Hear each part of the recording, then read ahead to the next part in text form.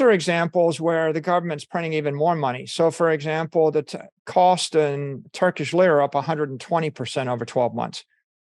So the Turkish lira is crashing more than 50% against the dollar. The Argentine peso is crashing.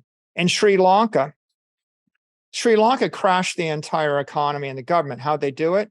Well, first they made it illegal to use fertilizer to grow crops, and they kind of crushed the farming business. Then they printed too much money under a modern monetary theory that they could just print money. So they crashed their currency. Then they couldn't afford to buy fuel. They couldn't buy energy or gasoline. So then they actually regulated the use of gasoline by saying that private citizens couldn't actually buy gasoline. Then the people rioted and they toppled the government. Because if you're going to starve me to death and freeze me to death and then lock me and deprive me of my car, right? You pretty much like ripped me back to the Stone Age, right? If your crop yields get cut in half, food price doubles. If you're not allowed to use gasoline and you have to use a electric powered car, the cost of the car doubles. Crop prices, your food price doubles again. Now it's 4x as much. If I double the money supply by printing a bunch of money to give to someone to pursue some aim that I agree with, now the price doubles again. So I've increased the price of everything by a factor of 8. It's pretty dangerous. We're the richest country in the world, though. So the U.S. Has the world's reserve currency. So if you think about the way the economy worked 24 months ago, the countries like countries like Russia and the like export $1 trillion worth of raw materials, like energy and metals and the like. And then countries like China export $1 trillion worth of products and services. And we pay for them by sending back $2 trillion worth of dollars. So what we do is we export $2 trillion worth of inflation, and they export $2 trillion worth of products and services and energy. If I'm increasing the supply of dollars by 7% a year, and if you're holding $100 billion of my debt, then you're paying $7 billion a year to hold the debt. So I'm charging you $7 billion for the privilege of giving you a bank to put your $100 billion in. It's a negative interest rate, right? Negative real yield. If you do it 10 years in a row, I take $70 billion from you. Whoa. But the question is, what else are you going to do? You're going to put it in gold? If you have $1 billion, what are you going to put it in? Well, the Russians put it in gold. We just seized the gold. You're going to buy a yacht with it? We might take the yacht. You're going to buy land with it? Whose land? Land in another country? I already own all the land in my own country, right? So the U.S. primary export is inflation. That's what we do. And it's a good situation, right? We're running the banking system and we're printing more money. That our primary export is monetary, call it monetary technology in the form of the US dollar. It's the most desired instrument. So what you have is this rippling wave of destabilizations in the developing world. You have a weakening in the developed world.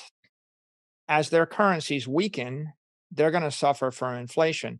If we have inflation that's 8% in the US dollar, and if the Japanese yen weakens 24% against the US dollar in 1 year, and if the Japanese have to buy oil priced in dollars, what's their inflation rate going to be?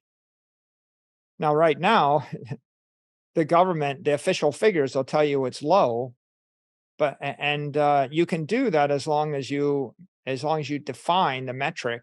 But there's only so long you can do it at the point where nobody can actually afford to buy gasoline or buy energy, and their cars don't run, and they can't heat their home, right? Then you can no longer persuade the public that there is no inflation problem.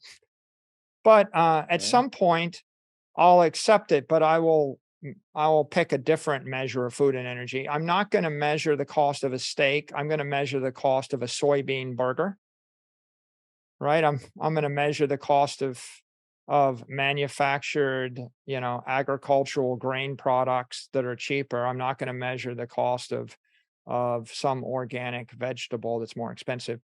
So you'll see a distortion of that, and then at some point you see a normalization of behavior. Like there's the old World Economic Forum meme, you'll own nothing and you'll be happy. Mm. It's like, well, I've decided that eating meat is bad for me. Like, so first you can't afford it. Now it's bad for you to eat it. So I'm not really upset that I can't afford it because it was bad anyway. Or, if you're a patriot, you're not going to actually cool your home below 80 degrees in the summer, and you're not going to heat your house. You remember during the energy crisis, you don't remember this, in the 70s, right? It was your patriotic duty to turn the thermostat down in the winter and turn the thermostat up in the summer. So problem is too much government.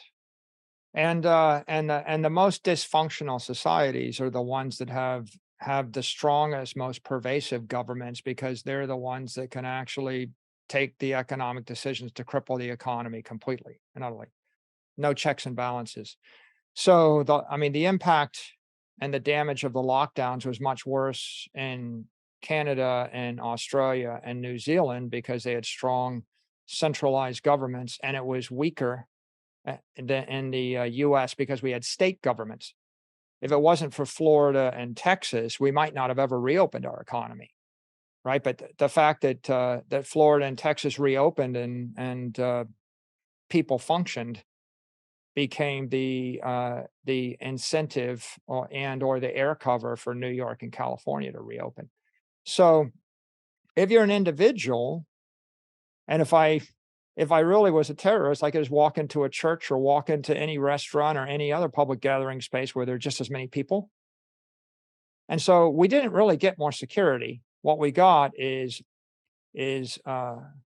more authority, more of a police state.